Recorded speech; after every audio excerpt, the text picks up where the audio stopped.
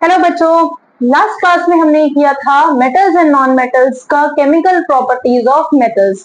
तो metals and non metals chapter की already 2 videos आ चुकी हैं। This is the third video जिसमें मैं आज आप लोगों को एक इम्पॉर्टेंट क्वेश्चन कराऊंगी और एक इम्पॉर्टेंट कंसेप्ट कराऊंगी। तो स्टार्ट करते हैं। सबसे पहले जब हमने किया था केमिकल प्रॉपर्टीज ऑफ मेटल्स, तो केमिकल प्रॉपर्टीज ऑफ मेटल्स थोड़ा सा हम रिकैप देख लेते हैं।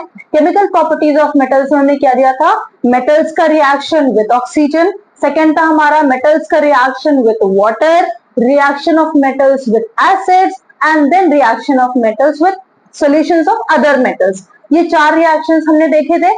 अब उसमें जो हमने एक रिएक्शन विथ वाटर देखा था, उसमें हमने कुछ एक्सेप्शंस देखे थे कि सोडियम पोटेशियम वो क्या करते हैं, कोल्ड वाटर से रिएक्ट करते हैं। उसके बाद फिर मैग्नीशियम देखा था, मैग्नीशियम हॉट वाटर से रिएक्ट करते हैं, राइट। तो इस तरह से, और उसके बाद फिर हमने देखा था एल्युमिनियम और जिंक क्या करते हैं, एल्युमिनियम जिंक आयरन ये ना ही कोल्ड वाटर से रिएक्ट करते हैं ना ही हॉट वाटर से रिएक्ट करते हैं। ये किससे रिएक्ट करते हैं? स्टीम से रिएक्ट करते हैं। तो इसमें एक इंपॉर्टेंट कंसेप्ट बनता है, एक इंपॉर्टेंट क्वेश्चन बनता है, why do calcium metals float in water when they react, why do they float in water? तो ये इंपॉर्टेंट क्वेश्चन है। इस क्वेश्चन को पहले लिख लीजिए, फिर मैं इसका आंसर भी लिखवाती हूँ। क्वेश्चन क्या बनेगा?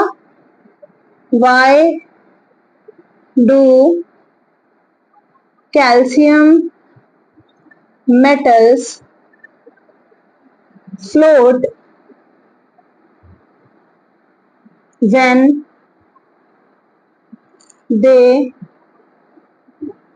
they are kept in cold water? अगर हम कोल्ड वाटर में कैल्शियम को रख देते हैं तो ये फ्लोट क्यों करते हैं? ये क्वेश्चन पूछा जा सकता है। तो इस क्वेश्चन का आंसर क्या होगा? सबसे पहले हमें रिएक्शन बताना होगा। रिएक्शन क्या था?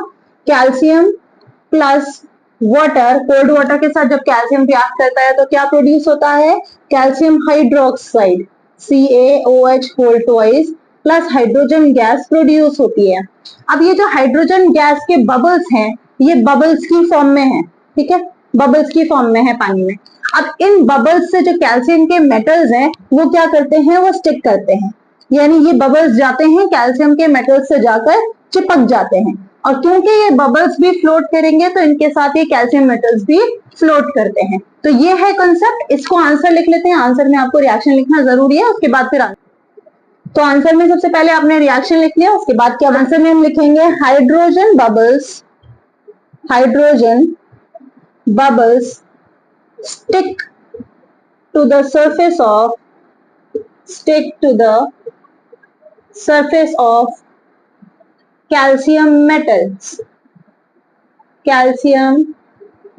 यानी मेटल्स के सरफेस से स्टिक करते हैं। therefore calcium floats with hydrogen bubbles, ठीक है। तो इस केस में पहले आपको ये रिएक्शन लिखना होगा, हाइड्रोजन बताना होगा बबल्स प्रोड्यूस होते हैं, और उसके बाद फिर ये बताना होगा कि बबल्स के साथ जो है मेटल्स फ्लोट करते हैं। ये रीजन है फ्लोट करने का। फ्लोटिंग के जो क्वेश्चन आते हैं 2 ही आ सकते हैं, या तो कैल्शियम का पूछा जाएगा या फिर मैग्नीशियम का पूछा जाएगा, क्योंकि इससे ऊपर वाले यानी सोडियम और पोटेशियम ये क्या करते हैं? वो तो फायर कैच करते हैं, ठीक है। तो ये दोनों यानी कैल्शियम और मैग्नीशियम ये दोनों फ्लोट करते हैं वाटर में। मैग्नीशियम जो है वो हॉट वाटर में करता है, ये कोल्ड वाटर में करता है। तो ये बातें क्लियर होनी चाहिए, क्योंकि इससे रिलेटेड कंसेप्चुअल क्वेश्चंस जब आते हैं तो ये सारी बातें जो टीचर्स बोल रहे होते हैं, चाहे मैं हूं या कोई भी टीचर हो, तो जो टीचर्स बोल रहे होते हैं वो बहुत इंपॉर्टेंट होता है कि वो आप सुने और दिमाग में रखें, क्योंकि उसी से रिलेटेड जब क्वेश्चंस आते हैं तो आप तभी सॉल्व कर पाएंगे जब आपको वो सारी बातें याद होंगी, ठीक है। अब नेक्स्ट देखते हैं, how do metals and non metals behave, यानी मेटल्स एंड नॉन मेटल्स किस तरह से बिहेव करते हैं। अब यहाँ पे कंसेप्ट आता है इलेक्ट्रॉन्स का, कि metals and non metals in terms of electrons acceptance and electrons donation किस तरीके से बिहेव करते हैं, ठीक है। तो सबसे पहले देख लेते हैं कि मेटल्स कैसे बिहेव करते हैं। यहाँ पे जो मैं कंसेप्ट समझाऊंगी, अनायंस, कैटायंस, ये सारे कंसेप्ट ध्यान से समझना है। तो सबसे पहले मेटल्स को देख लेते हैं। तो मेटल्स जो होते हैं दे आर डोनर्स। कैसे होते हैं? डोनर्स ऑफ इलेक्ट्रॉन्स, यानी ये मेटल्स होते हैं इजीली इलेक्ट्रॉन्स को डोनेट कर देते हैं। क्योंकि ये इजीली डोनेट कर देते हैं, donation is a good sign, positive चीज है, इसलिए मेटल्स के जो आयंस होते हैं वो पॉजिटिवली चार्ज होते हैं यानी पॉजिटिव होते हैं। ये अभी जनरली बता रहे हैं, उसके बाद फिर और डिटेल में बताऊंगी। फिर नॉन मेटल्स जो होते हैं, नॉन मेटल्स ये क्या होते हैं, ये एक्सेप्टर्स होते हैं, ये एक्सेप्टर्स होते हैं, ठीक है, एक्सेप्टर्स ऑफ इलेक्ट्रॉन्स होते हैं। ये क्या करते हैं, जो यहाँ से डोनेट किया जाएगा मेटल से, ये क्या करेंगे, ये एक्सेप्ट करेंगे। अब क्योंकि यहाँ पे सिर्फ हम समझने के लिए कर रहे हैं, कोई जनरलाइज स्टेटमेंट नहीं दे रहे हैं, तो यहाँ पे क्योंकि सिर्फ समझ रहे कि नेगेटिव क्यों होते हैं, तो ऐसे याद रखना है कि एक्सेप्टेंस का यहाँ पे मतलब एक्सेप्टेंस नहीं है, एक्चुअली यहाँ पे ये मतलब है कि लालची है, ठीक है। इसका मतलब इन्हें जो है हमेशा इलेक्ट्रॉन्स की भूख रहती है, ये ज्यादा से ज्यादा इलेक्ट्रॉन्स गेन करना चाहते हैं, दैट इज वाई ये कैसे होते हैं, नेगेटिव होते हैं। ये क्या है, ये इजीली डोनेट करते हैं, गिवर्स हैं, तो इसलिए ये पॉजिटिव होते हैं, बस इस तरीके से याद रखना है। तो यहाँ पे ये कैसे होते हैं, नेगेटिव होते हैं, they are negative. Positively charged ions जो होते हैं, इनको इन जनरल तो आयंस बोलते हैं, बट इनकी दो कैटेगरीज होती हैं, कटायंस और अनायंस, कटायंस और अनायंस। तो ये कटायंस और अनायंस कैसे होते हैं, ये याद रखना है। कटायंस कैसे होते हैं, दे आर पॉजिटिवली चार्ज, यानी पॉजिटिव चार्ज जिसके ऊपर भी होगा उसको कटायन बोलेंगे, और अनायन जो होते हैं दे आर नेगेटिवली चार्ज, यानी जिनके ऊपर भी नेगेटिव चार्ज होगा उसको अनायन बोलेंगे। ये बात याद रखनी है। इसी से रिलेटेड कैथोड और एनोड भी मैं साथ साथ में बता देती हूँ। कैथोड यानी जो इलेक्ट्रोड्स होते हैं, जो आपने इससे पहले चैप्टर 1 में इलेक्ट्रोलिसिस ऑफ वाटर में पढ़ा था, तो कैथोड कैसा होता है, वो नेगेटिवली चार्ज होता है। व्हाई, बिकॉज वो negative terminal of the battery से कनेक्टेड होता है। तो क्योंकि कैथोड नेगेटिव होता है, तो इससे याद रखना है कि कैटायंस कैसे होंगे, पॉजिटिव होंगे, उसका उल्टा होता है। अनायंस कैसे हैं, नेगेटिव हैं, तो एनोड कैसा होता है, पॉजिटिव होता है। आप किसी एक चीज को याद रख सकते हैं, या तो इलेक्ट्रोड्स को याद रखें या फिर कटायंस और अनायंस को याद रखें। किसी एक चीज को याद रखें, दूसरी चीज उसका जस्ट ऑपोजिट होता है, इस तरीके से इजीली याद रह सकता है, ठीक है। अब चलते हैं हम कि मेटल्स किस तरीके के चार्जेस बनाते हैं, और फिर फॉर्मेशन देखते हैं कि फॉर्मेशन कैसे होता है आयनिक कंपाउंड। अब मेटल्स कैसे होते हैं, मेटल्स डोनर्स होते हैं। तो किसी एक एग्जांपल ले लेते हैं, मान लेते हैं सोडियम। तो सोडियम के लिए आपको एटॉमिक नंबर याद होना चाहिए। सोडियम का एटॉमिक नंबर क्या होता है, इट इज 11। सोडियम का एटॉमिक नंबर 11 होता है, और इसका इलेक्ट्रॉनिक कॉन्फ़िगरेशन क्या होता है, KLM। ये 9th का कंसेप्ट है, 9th की क्लास में आपने ये सारी चीजें पढ़ी हैं। तो K में कितने इलेक्ट्रॉन्स आते हैं, K शेल में 2 इलेक्ट्रॉन्स आते हैं। फिर L शेल में कितने आ सकते हैं, मैक्सिमम 8 आ सकते हैं, क्योंकि हमें 11 फिल करना है। और लास्ट में कितना बचा, लास्ट शेल में 1 इलेक्ट्रॉन बचा। अब क्या करना है, क्योंकि सोडियम के पास सिर्फ एक ही इलेक्ट्रॉन है लास्ट शेल में, तो इसलिए ये क्या करेगा, और इसको कंप्लीट करने के लिए, ऑक्टेट कंप्लीट करने के लिए कितने की जरूरत है, 7 की जरूरत है। और इसको क्या करना है, ऑक्टेट कंप्लीट करने की क्यों जरूरत होती है, हर एलिमेंट, हर मेटल अपना ऑक्टेट कंप्लीट करना चाहता है, सो दैट वो स्टेबल हो सके। ऑक्टेट कंप्लीट करने का मतलब है स्टेबल होना। तो स्टेबिलिटी के लिए ये क्या करेगा, ये अगर ये वाला लास्ट वाला इलेक्ट्रॉन ना हो, तो लास्ट फिर ये कहलाएगा, ये हट जाएगा। अगर ये वाला शेल नहीं है तो लास्ट ऑब्वियसली ये कहलाएगा। और अगर लास्ट शेल ये है तो इसमें कितने इलेक्ट्रॉन्स है, 8 इलेक्ट्रॉन्स हैं, तो इसका मतलब इसका ऑक्टेट कंप्लीट होगा और वो स्टेबल हो जाएगा। तो in order to get stabilised ये क्या करेगा, एक इलेक्ट्रॉन लूज कर देगा, एक इलेक्ट्रॉन लूज करेगा, और लूज करने के बाद क्या बना देगा, Na+। क्योंकि एक ही इलेक्ट्रॉन लूज किया है तो Na+ कहलाएगा।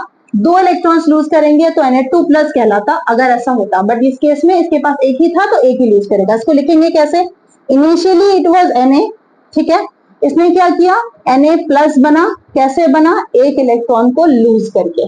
तो ये वाली इक्वेशन समझ में आ गई, यहाँ पे हमें Na+ मिला है।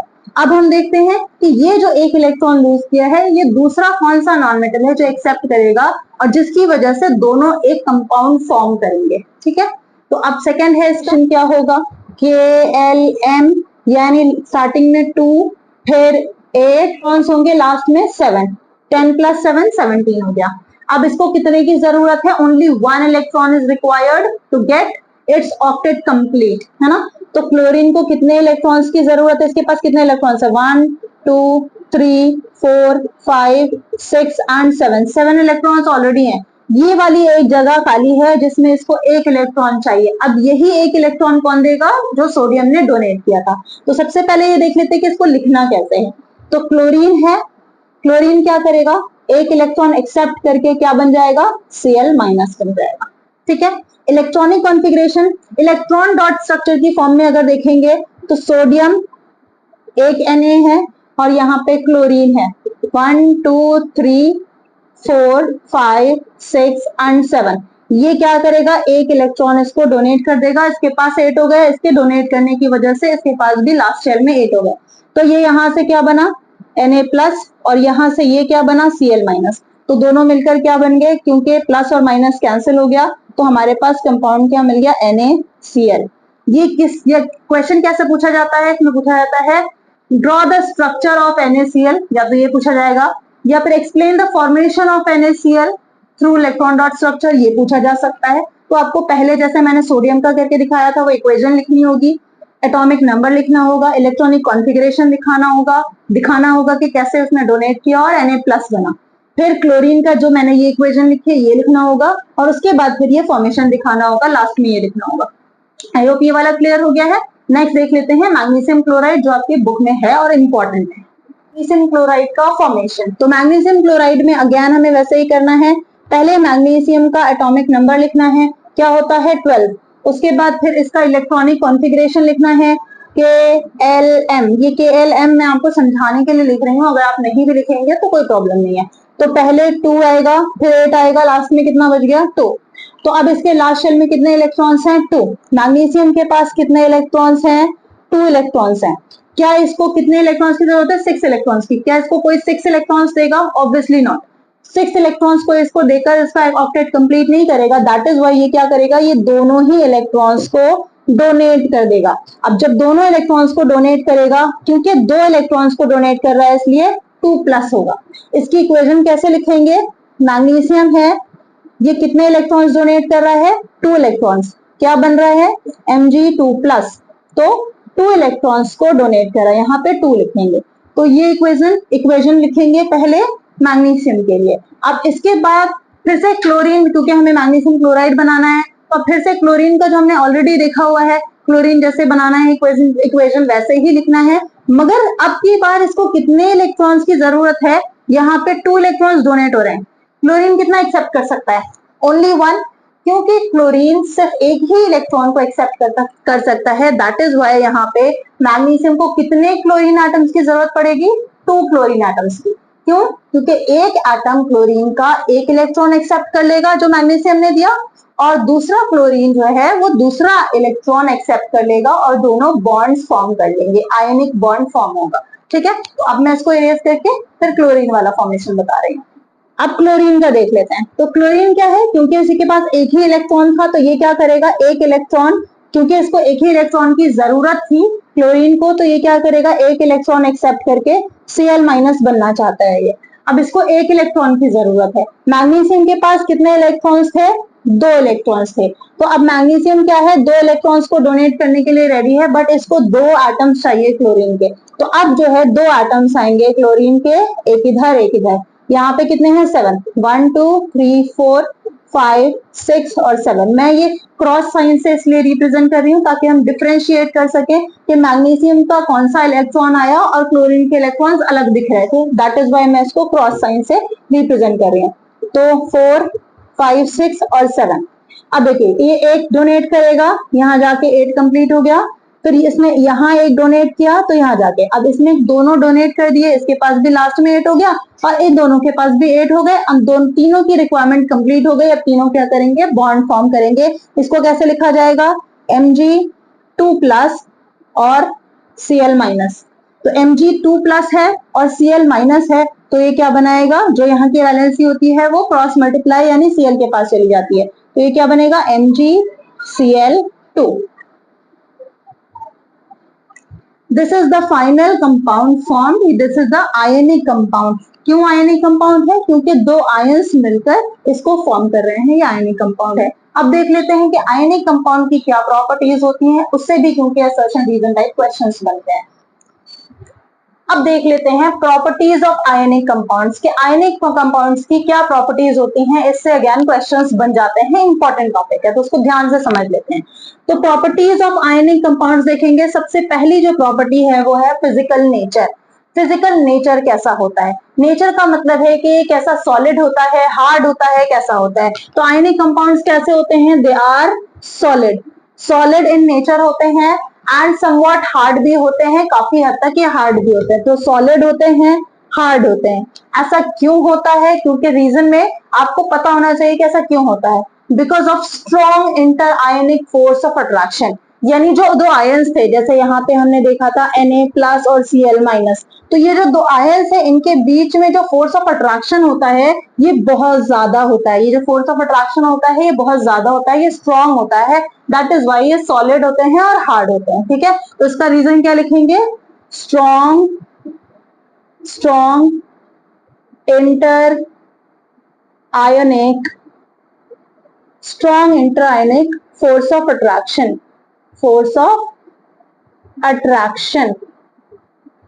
क्योंकि पॉजिटिव्स और नेगेटिव्स है तो फोर्स ऑफ अट्रैक्शन बहुत स्ट्रांग होता है। नेक्स्ट देख लेते हैं मेल्टिंग पॉइंट। तो मेल्टिंग पॉइंट भी इनका क्या होता है? हाई। मेल्टिंग पॉइंट और बॉइलिंग पॉइंट दोनों ही इनका हाई होता है। Why? Because high amount of heat is required. High amount of heat is required, मैं इसको इरेज कर देती हूँ। required to break the strong interionic force of attraction. The strong interionic force of attraction. अब इसको समझ लेते हैं क्या होता है। अभी मैंने बताया कि जैसे Na+ और Cl- दोनों के बीच में inter ionic force of attraction, यानी दोनों एक दूसरे की तरफ बहुत ज्यादा फोर्स से अट्रैक्ट हो रहे हैं, जिसकी वजह से ये बॉन्ड, आयनिक बॉन्ड फॉर्म हुआ है। तो अब क्या है, क्योंकि स्ट्रॉन्ग फोर्स ऑफ अट्रैक्शन है, अगर हमें इनको अलग करना है, दूर दूर करना है, तोड़ना है, क्योंकि बॉइलिंग पॉइंट और मेल्टिंग पॉइंट का मतलब ही क्या होता है? मेल्ट होना, यानी एक स्टेट से दूसरे स्टेट में चेंज होना। तो क्योंकि हमें इसको बॉन्ड को तोड़ना है तो इसमें हमें हाई अमाउंट ऑफ हीट देनी पड़ेगी, और क्योंकि हाई अमाउंट ऑफ हीट देनी पड़ेगी, that is why melting point और बॉइलिंग पॉइंट क्या होते हैं? हाई होते हैं। सॉल्युबिलिटी, तो सॉल्युबिलिटी क्या है? They are soluble in water. तो सॉल्युबल ये जो होते हैं, सॉल्युबल इन वाटर, वाटर में सॉल्युबल होते हैं। और नॉट सॉल्युबल ये मैं शॉर्ट में लिखवा रही हूँ आप लोगों को। नॉट सॉल्युबल किसमें सॉल्युबल नहीं होते हैं? नॉट सॉल्युबल इन सॉल्वेंट्स, जैसे solvents for example kerosene, petrol, इन सब में ये सॉल्युबल नहीं होते हैं। पेट्रोल, इन सब में ये जो आयनिक कंपाउंड्स हैं ये सॉल्युबल नहीं होते, सिर्फ वाटर में सॉल्युबल होते हैं। सॉल्युबल होने का मतलब है जैसे हम वाटर के अंदर डालेंगे ये ब्रेक हो जाएंगे आयंस में, यानी Na+ अलग हो जाएगा, Cl- अलग हो जाएगा। ठीक है, ये क्लियर है। नेक्स्ट आ जाते हैं कंडक्शन ऑफ इलेक्ट्रिसिटी। ये भी इसी से रिलेटेड है कि जैसे ही हम वाटर में डालते हैं तो NaCl को हमने डाला तो ये क्या बन जाएगा? Na+ और Cl- बन जाएगा। अब क्योंकि ये आयंस हो गए तो ये क्या करते हैं? Act as carrier of charges, act as carrier of charges. अब जब कोई भी चीज चार्जेस को कैरी करने का काम करेगा एक सॉल्वेंट में, तो वहां से क्या होगा? इजीली इलेक्ट्रिसिटी कंडक्ट हो सकती है। तो यहाँ पे हमें क्या बताना है? Since ionic compounds break into ions, cations and anions, and they act as carrier of charges, therefore ionic compounds can easily conduct electricity. I hope ये वाला पूरा कंसेप्ट क्लियर हो गया है। अगर आपको समझ में आ गया है तो इसी तरीके से शॉर्ट में आप अपने पॉइंट्स जरूर लिखते जाएं। Thank you.